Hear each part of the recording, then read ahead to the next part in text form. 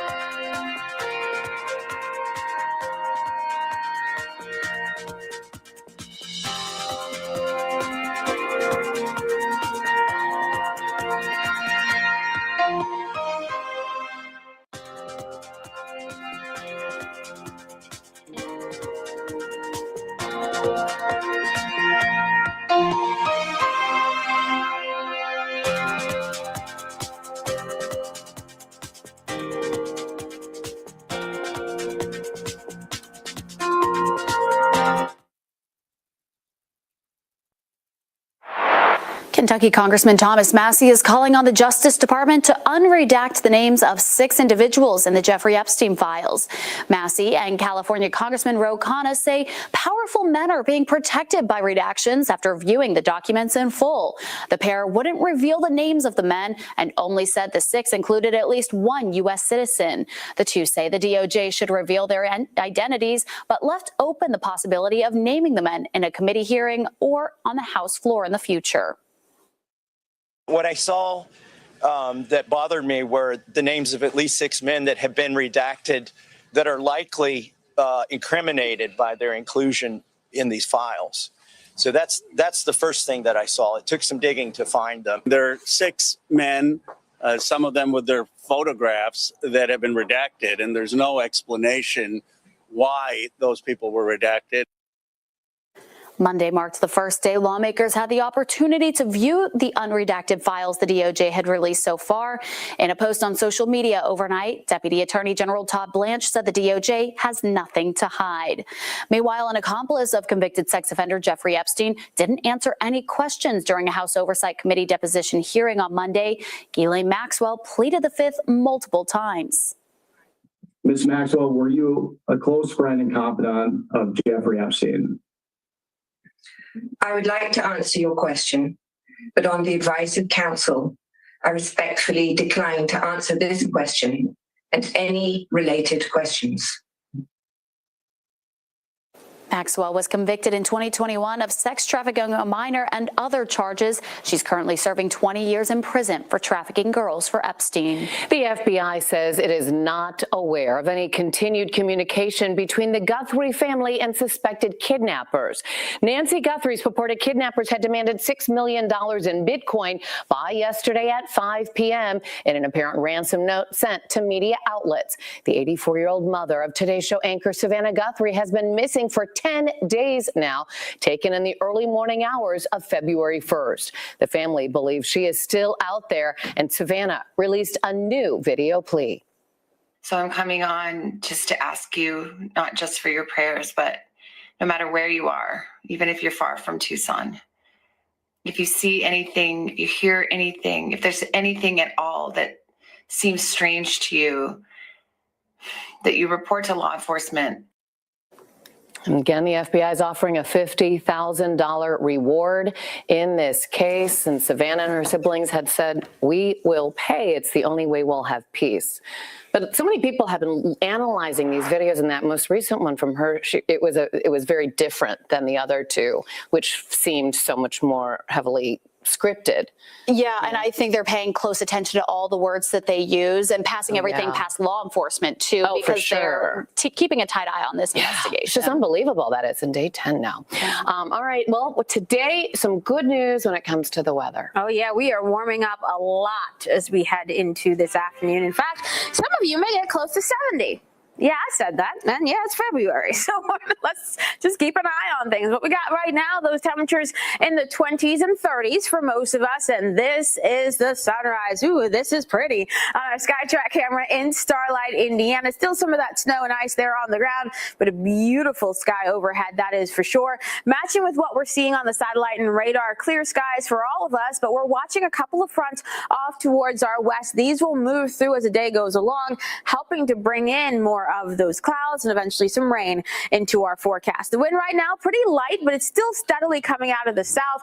We'll watch that wind picking up for the late morning and afternoon with gusts between 20 and 30 miles per hour. Once we head into the afternoon, that southerly wind will push us into those 60s for your highs. We'll see 50s for those of you in southern Indiana, 60s for the rest of us, but overall a pretty warm day, especially for this time of the year. While this morning features those clear skies and a lot of sunshine, we'll get in some clouds for the afternoon, and then eventually as we get closer to 6, 7 o'clock this evening, this is when some scattered showers will move into our region. Going to keep an eye on more of that rainfall for tonight, especially for those of you south of 64. And then as we roll into early tomorrow morning, this is when we'll see that rain moving out of our region. So most of the rain should be out of here by the time we reach around 4 or 5 o'clock tomorrow morning. So it doesn't last very long. For those of you in southern Indiana, you could see up to 1/10 of an inch of rain, but it's mainly Kentucky that we could see closer to half 1/2 inch, 3/4 of an inch of rainfall with this system. For tomorrow morning, waking up to those 20s and 30s, ending up in the 40s by tomorrow afternoon, and we'll add back in more clouds on your Thursdays. Yet another system arrives. This one looks to try to bring us a wintry mix for Thursday evening, and once we get by into pretty much early Friday morning, this tapers off, but with temperatures dropping below the freezing mark for your Thursday night into Friday morning, we'll keep an eye on any potential impacts across the region. The weekend, yes, still looking at mild temperatures, but of course with the mild weather comes more of that rainfall in our forecast. As early as Saturday afternoon, some of that rain may try to move in, and we'll keep those rain chances through your Sunday. We get into the beginning of next week, drier conditions, highs in the 50s and 60s, and then we could see another system arriving by the end of next week. Olivia? All right, thanks, Tawana. You've likely received your tax documents by now, and that means the clock is ticking to file your taxes. The Trump administration made a lot of changes under the big, beautiful bill that could mean a lower tax bill and a higher refund for filers. Jen Sullivan explains the biggest changes you'll see this year. The deadline to file your 2025 taxes is quickly approaching. I would just get it done as soon as possible. Lisa Green Lewis is a CPA and tax expert with TurboTax. Here's what she says you need to know. First, a higher standard deduction. That means more of your money is shielded from federal taxes. For single filers, it increases to $15,750, up from $15,000. For married couples filing jointly, it increases to $31,500, up from $30,000. Second, a higher state and local tax deduction, commonly known as SALT. It allows you to deduct your state and local income taxes or your state and local general sales taxes. That cap jumps to $40,000 from $10,000 for married couples filing together. You may also be able to deduct your property taxes as long as your income or sales taxes doesn't put you over that $40,000 cap. In those high property tax states and state tax states, they'll be able to claim some more of those deductions. Third, a larger tax credit for children. Parents can receive $2,200 per child. They must be under 17 at the end of the tax year, among other requirements. If you work in an industry where you get tips or overtime, there are some changes you need to know about. Eligible workers can deduct up to $25,000 in tipped income. If you're a service worker, like a firefighter, police officer, you can deduct up to $12,500 in overtime. Last year, the average refund was around $3,100, according to the IRS. With these new changes, some can expect an even higher refund. We are expecting filers to see up to $1,000 increase in their refund or lower balance due. The deadline to file your taxes is April 15th. For Consumer Watch, I'm Jen Sullivan. Lyft is rolling out a new ride-sharing option for teens. The company says Lyft Teen will provide a safe and affordable way for parents to get their kids from one place to another. Lyft says only drivers who meet the highest standards with background checks, safe driving records, and positive feedback history will be allowed to transport teens, and only verified Lyft accounts will be able to create teen profiles, and parents can then track their teen's location live. The new service launches this week in more than 200 locations across the country. That daily cup of coffee is apparently doing more than just giving you a jolt. It could be protecting your brain from dementia. New research shows drinking caffeinated coffee or tea daily is associated with better long-term cognitive health. According to this study, those who enjoyed 2 to 3 cups of coffee or 1 to 2 cups of tea a day saw the biggest impact, with coffee drinkers seeing about an 18% lower chance of developing dementia in life. 14% of tea drinkers saw a lower risk. Researchers did not see the same benefits in people who chose decaffeinated options. But I wonder what happens if you drink like 5 cups. I wonder if I'm sure there's a point where you just go over the top. Yeah. I stick to about 2 or 3 a day. So I think that's a good balance, right? Yeah, I think so too. Well, a hero hound to the rescue. See the moment, a neighborhood dog led Louisville police to a missing 3-year-old child.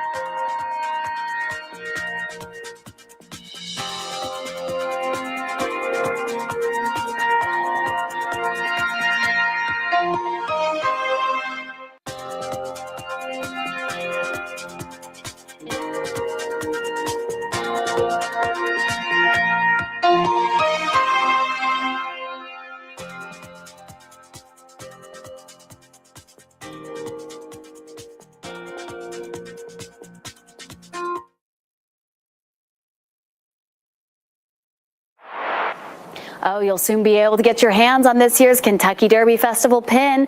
The first shipment of Pegasus pins will drop this Thursday at the Evan Williams Bourbon Experience on Main Street. They'll be the first location to sell this year's festival pins. You can also grab the special edition Evan Williams single barrel bottles to commemorate the 54th edition of the pins and the 71st Kentucky Derby Festival. The bottles will be dipped with a gold pin sealed in wax on each bottle. You can now explore Louisville in a new interactive way through a Black History Month themed geocaching event. It's a self-guided experience. It combines outdoor exploration with local history, and you can navigate between 9 historic locations and learn new stories. You start the journey at Baxter Community Center, where you can pick up an adventure card with coordinates and instructions, and from there you'll travel to 8 additional historic locations across downtown Louisville. At each stop, a QR code will provide historical descriptions and context, along with a letter clue to help guide participants to the final destination. A dog is being credited with helping LMPD in their search for a missing 3-year-old child. LMPD posted this video to their Facebook page. They say this happened in January. Officers were searching for the child on the ground, and they also had a drone and a helicopter searching from the sky. That is when a neighborhood dog, you see right there in the bottom of the screen, came over, started barking. So the officer followed the dog. The dog led them to a garage. Inside that garage, there was a vehicle with the child sitting inside the passenger seat of a car. The child was scared but okay and reunited with his family. The officer said he had no idea where that dog came from, but so grateful.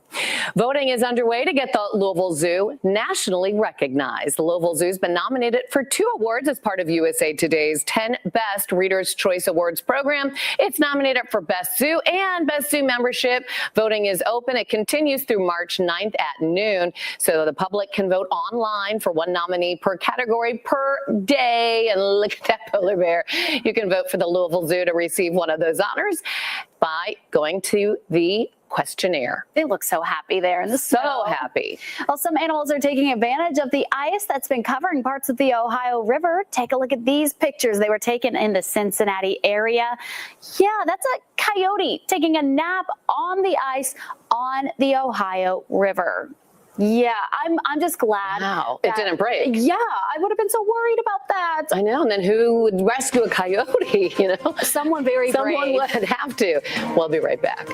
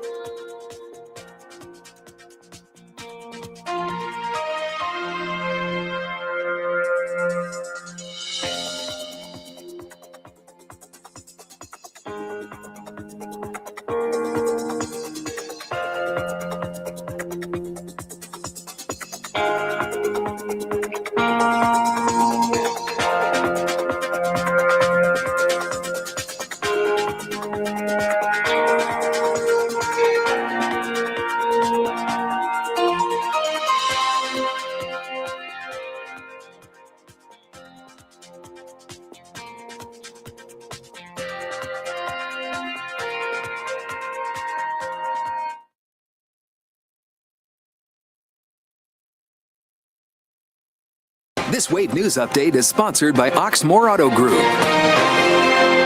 Good Good morning. I'm Shannon Kogan. We're learning more about plans JCPS has to solve its $188 million budget shortfall for the 2026-27 school year. The school board is meeting this evening and posted the jobs it plans to replace and reassign. Around 300 jobs are at risk, and many are in the district center office.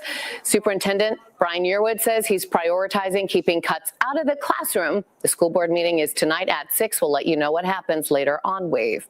Right now, let's go to Tawana and get ready for another warm day. Oh, we are warming up quite a bit for today. Right now, sitting in the 20s and the 30s across our region, seeing that sunlight already over the horizon, and that sun is going to play a big role in how much we warm up today. We will see clouds increasing, though, through the late morning and into the afternoon as our next system gets a little bit closer. Before it arrives, we are going to be jumping into the 60s for your afternoon high. So really warming up for today.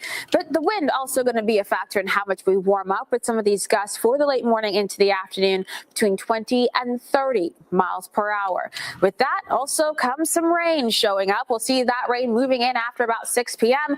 and then we'll watch for additional rounds of showers overnight tonight into early tomorrow morning. Rob. Tawana, thanks so much for keeping your eyes on the field.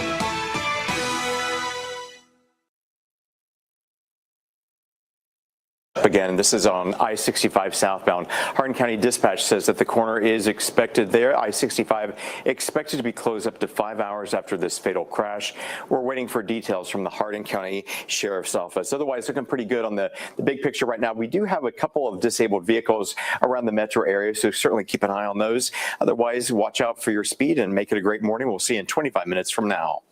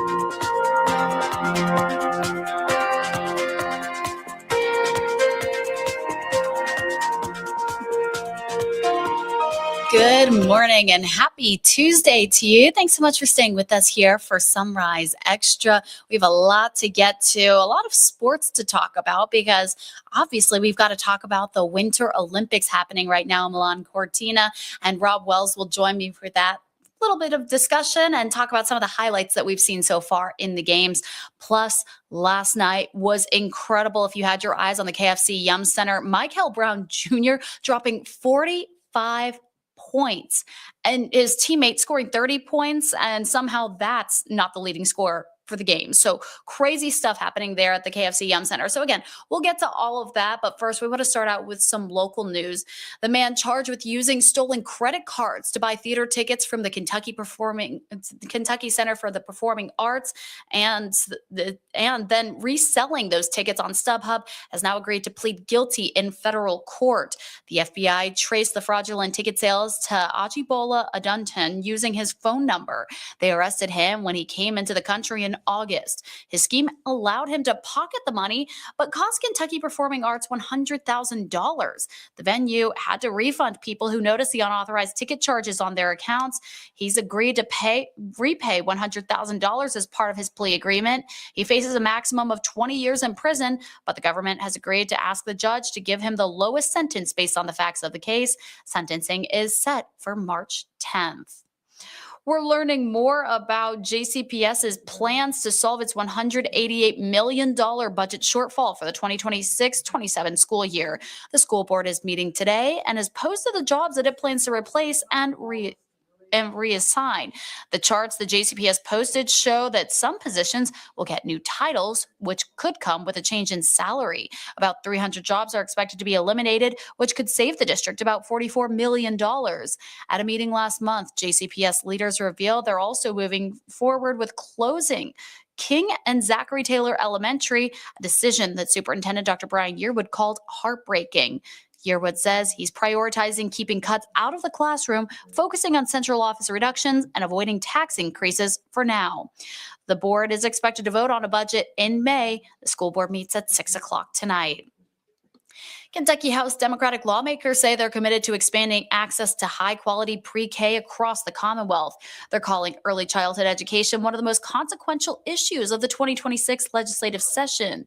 Representatives joined together to outline companion proposals aimed at strengthening kindergarten readiness, supporting working families, and investing in Kentucky's long-term workforce. Lawmakers cited data showing that from January through September of last year, more than 70,000 Kentucky adults were unable to work because they lacked childcare. 79 of Kentucky's 120 counties are considered childcare deserts.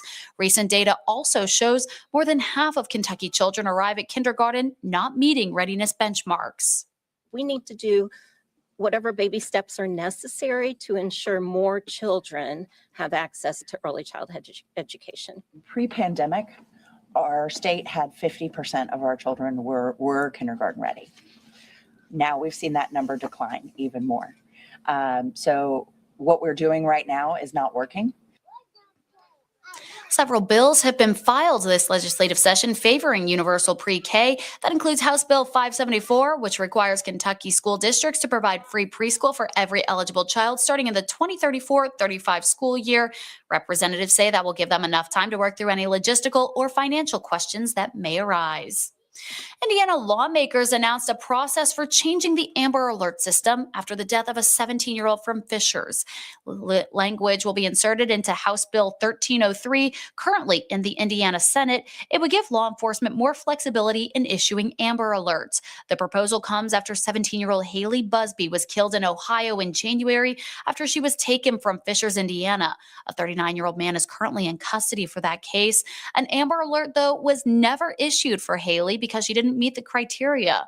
Her family launched a new petition calling for Haley's Law, which would include a pink alert for missing kids and better anti-grooming education for kids in Indiana schools. I think if anything in immediacy is that the parents make sure they understand what their kids are doing, what is whether it's on a social media platform, any type of platform in which an adult can interact with a kid. I think it's we need to make sure there's awareness to sadly what can take place.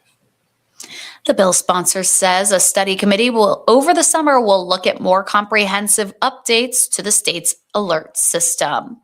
Norton Children's Hospital is asking for input on their plans to expand with a new pediatric campus, promising it will be shaped by the voices of the community. Plans are moving forward on the project in J-Town, which include Norton's second dedicated children's hospital in Kentucky. It will host a virtual community listening session next Tuesday, February 17th at 7 o'clock. You can hear updates on their progress and share feedback on topics such as needed pediatric services, family-centered care, and how the community can best support children's physical, emotional, and mental well-being. The campus is expected to serve patients across the region and become a national destination for pediatric care. Okay, this is what a lot of people are still talking about. Bad Bunny's halftime performance at the Super Bowl. It'll go down in history as the most watched halftime performance.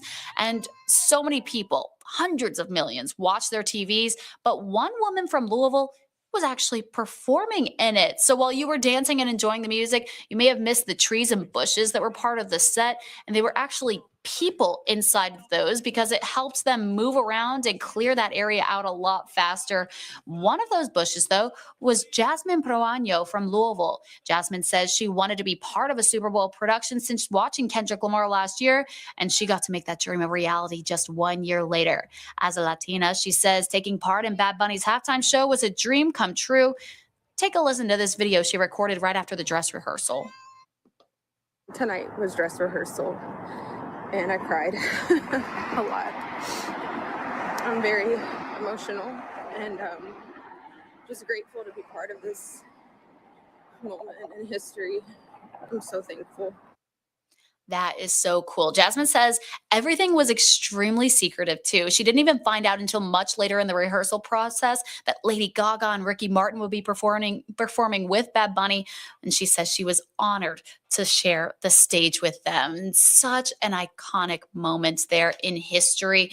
And people were wondering why there was a height requirement for his dancers between 5'11" and 6 feet tall. Kind of a small window there. Apparently it was because you could have been one of those bushes or sugarcane plants there. So really cool and awesome that she got that opportunity. All right, Winter Olympics happening right now. We're going to take a quick break and be right back with some of those highlights.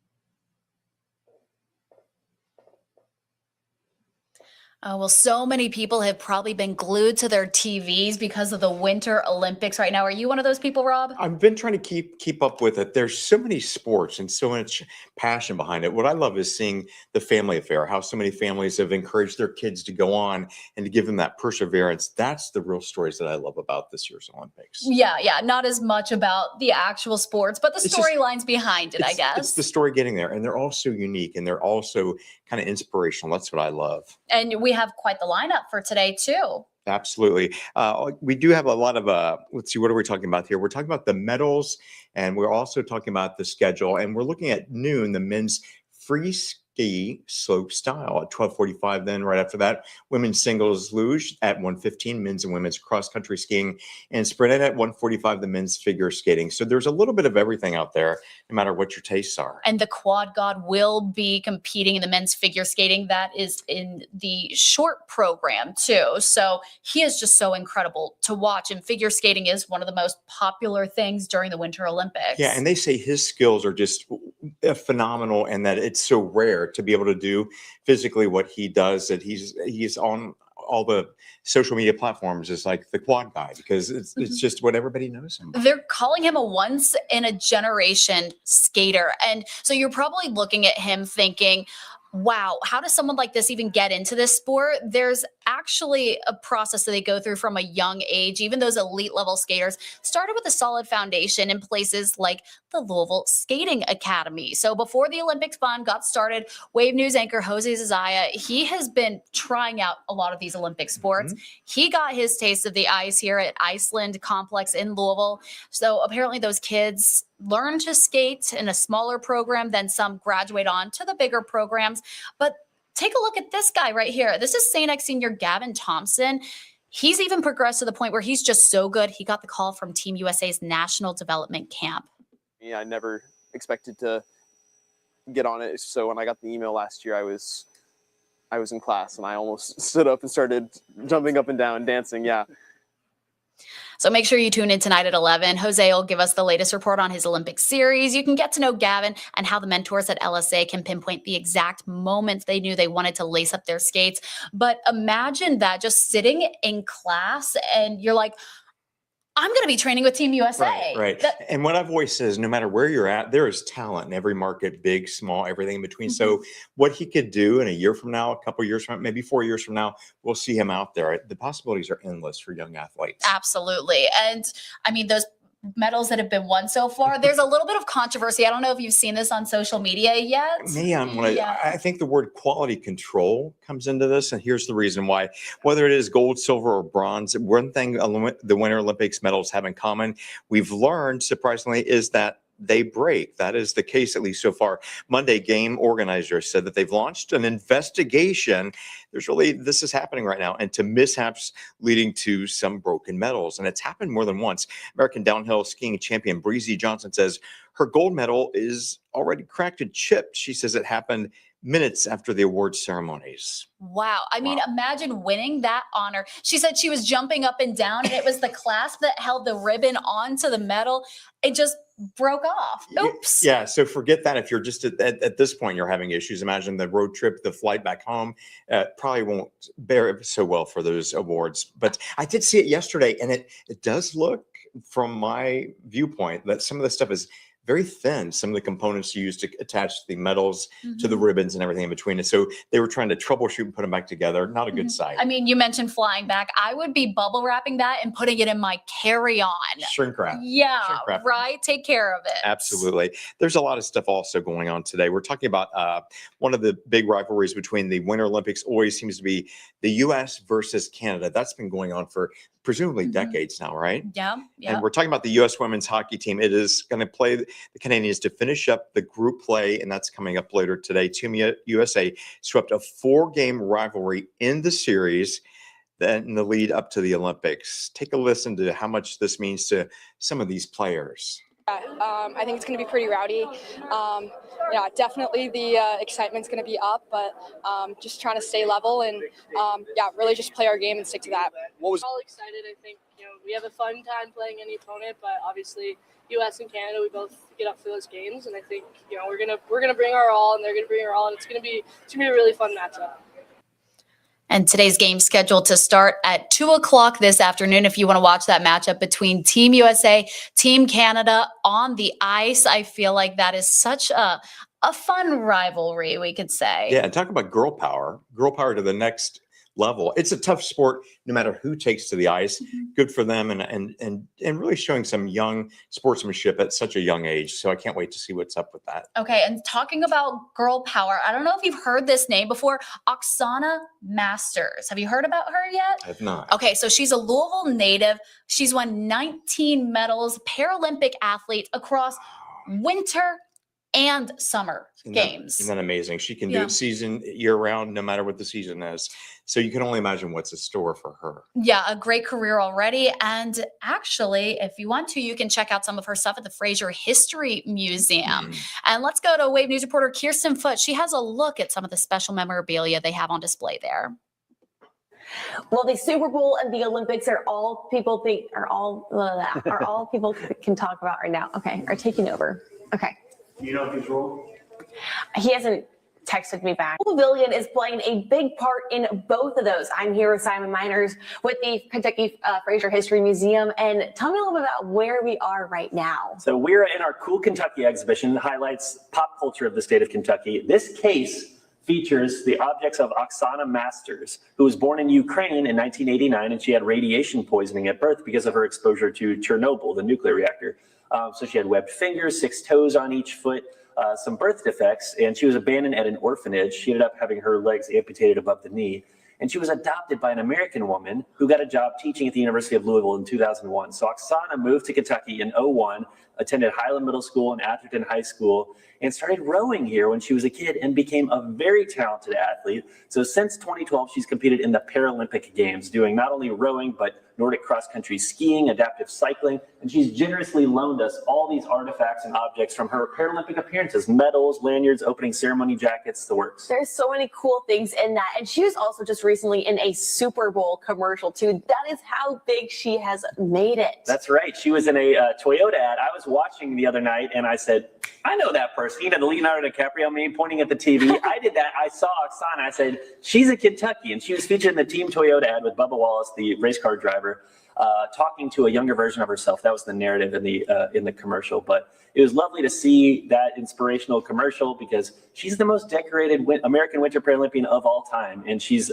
calls Kentucky home. So we're proud to have this object of case of objects on loan from Oksana here. Yeah, and so these are all on loan, but the display itself is permanent, so people can come out here and check it out whenever they want to. And it's really cool because, again, like I said, the Olympics are all we're talking about right now, and the Super Bowl, so you can come out and check out one of Louisville's own and all the work that they have put in. And when are you guys open? When is the Fraser Museum open? When can people come check it out? Fraser is open 7 days a week, so Monday through Saturday, 10 to 5, Sunday, 11 to 4. So again, 7 days a week, and we lead guided tours of our exhibitions every day. So if you catch us on the right day or right time, you'll even learn more about these Oksana objects. Wonderful. We love it. Thank you so much, Simon. Of course. Back to you. So Masters has competed in every winter and summer Paralympics since 2012. She's earned medals in 4 sports. Okay, you ready for the list? Para cross country and para biathlon in the winter, then para cycling and para rowing in the summer. And talking about overcoming the odds, what an amazing story that is. Just from a very young age, there were so many factors against her, but she showed the strength, the integrity, and just, I'm sure, had a very loving home with her mom here in Louisville, and so much support from the community. That is a great story, and that's something that everybody should see. I'm gonna put that on my to-do list now. Yeah, and I'm sure a lot of young kids are watching that. Yeah. Hey, maybe there are some moments in life that want to kick you down, and you could be a Paralympian. Yeah, don't give up. The inspiration is there. She proves that that is possible no matter what your circumstances are. Great story. And a lot of great stories that you can see on the Paralympics. That starts on March 6th. Well, Rob, thank you so much for joining us here to talk about the Olympics. Love it. We'll be able to talk about this. I mean, plenty more games to come. A lot of stuff coming up. But hey, we're going to continue the sports talk in just 2 minutes as we'll give you some of those highlights from U of L men's basketball last night. Stick with us.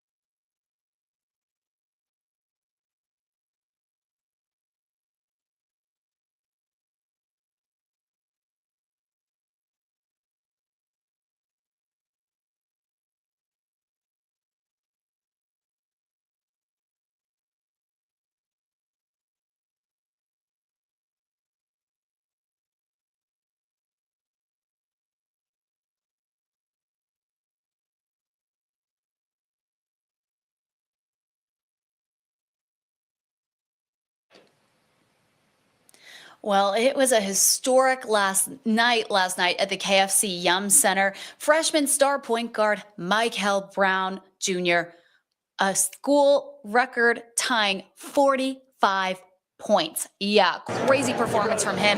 They took on NC State. They were on a 6-game winning streak at the KFC Yum Center, so they came into this one as one of the hottest teams in the ACC, but this was all cards from the very jump, starting the game on a 15-4 run. That lead only expanded from there, taking a 20-point lead in halftime. The Cards didn't slow down in the second. They won that game. Final score 118-77, but this game was all about the duo of Michael Brown Jr. and Ryan Conwell. Conwell scored 31 points. You would think that would be the scoring leader there of the game, but no, his teammate, freshman Michael Brown Jr., we mentioned 45 points. He broke the ACC freshman scoring record that was previously set at 42 points, and there was no one more proud of his performance than his father, Michael Brown Sr. Sleepless nights. Like, I'm probably the most proud I've been over. Like, just to see him battle through this and get to have a game like this. And you wouldn't think that he missed so many games, too, with a back injury. He's really still working his way back out there on the court. But, wow, what a performance. I'm sure it's only up from here. Great career ahead of him, too. And the Cardinals duo was the first duo to score over 30 points in the same game in school history. Those 118 points scored was also the most for the school since 1995. So the people who went to that game on a Monday night got to witness history. Hopefully they can keep up that attendance there for the rest of the season. Indiana men's basketball was also in action, taking on an Oregon team that was riding a 9-game losing streak heading into Assembly Hall last night. This one was back and forth in the first half, with the Ducks taking a 19-14 lead with just under 8 minutes to go in the half. That's before the Hoosiers turned it around, taking a 6-point lead into the break. Out of halftime, Indiana made sure everyone knew they weren't going to be a losing team tied for last in the Big Ten. The Hoosiers would go on to win this second half by 12. That final score of the game, 92-74. Lamar Wilkerson with another big night. Wow, 41 points. He's making a case for Big Ten Player of the Year. Another impressive performance there. I guess it was just a big night for those basketball players. Good shooting night for them. UK women's basketball had a tough one on their hands. They traveled to Texas to take on the 4th-ranked Longhorns. The Cats put up a fight in the first quarter, taking a 2-point lead with 4 minutes left. They went into the first break, down only 4 points. Then in the second quarter, they would tie the game at 28. That's the closest it ever got. The Cats went into halftime down 10. It wouldn't be until the fourth quarter, until it looked like UK had a chance again. They cut the lead down to 3 with 4 minutes to play, but the Longhorns would end the game on an 11-3 run. Texas wins this one 64-53. But yeah, a lot of people will be talking about Michael Brown Jr.'s performance for quite a while, or at least I'm sure until the next game when, hey, maybe he can top his own record. That's all the time we have here for Sunrise Extra. I hope you have a great Tuesday and a great week ahead.